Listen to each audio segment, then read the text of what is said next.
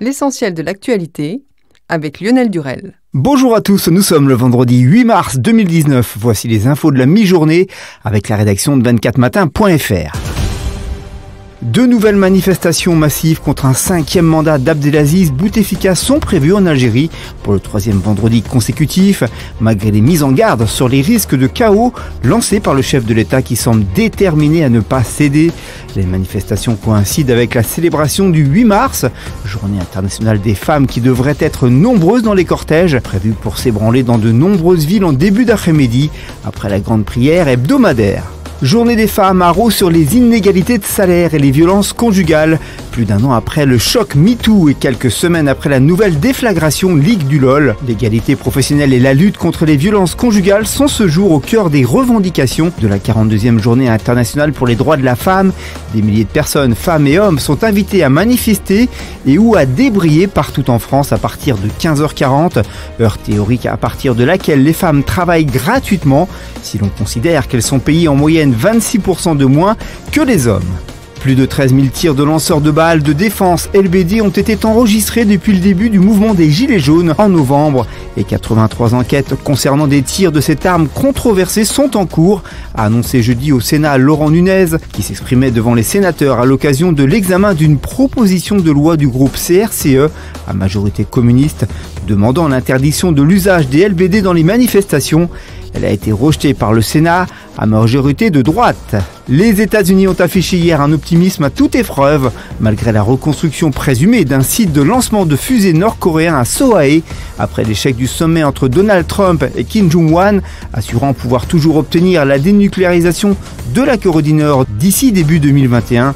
Sans démentir le regain d'activité à Sohae, un haut responsable du département d'État américain a ensuite assuré à la presse que l'administration Trump n'était parvenue à aucune conclusion précise sur ce qui se passe là-bas.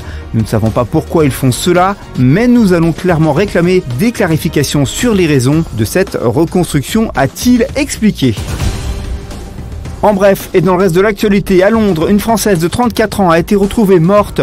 Si son corps n'a pas encore été formellement identifié, sa famille a été informée. Elle était recherchée depuis lundi. Originaire d'Aix-en-Provence, Laureline Garcia Berthaud avait 34 ans et travaillait à Londres depuis de nombreuses années.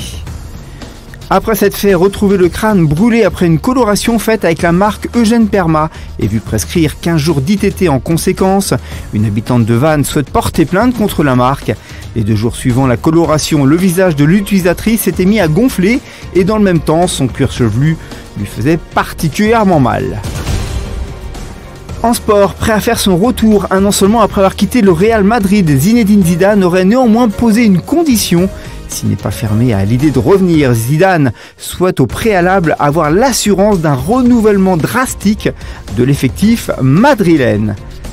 Alors que Naples a pris une option sur les quarts de finale de la Ligue Europa grâce à sa victoire face à Salzbourg 3-0, Carlo Ancelotti est revenu sur l'élimination du Paris Saint-Germain en Ligue des Champions. Évoquant la fin de match tragique des Parisiens, l'ancien entraîneur du PSG a compati au malheur de Thomas Tuchel.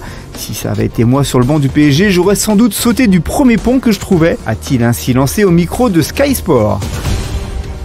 L'actualité du divertissement. Hier, Yves Calvi recevait dans l'émission Laissez-vous tenter d'RTL Bernard Blier, Christian Clavier et Gérard Depardieu à l'occasion de la sortie du film Convoi exceptionnel.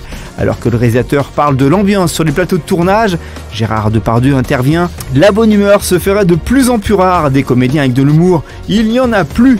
Ils sont tous là, coinceux du fion. Ils ne mangent pas ces bêtes-là, a demandé Gérard Depardieu.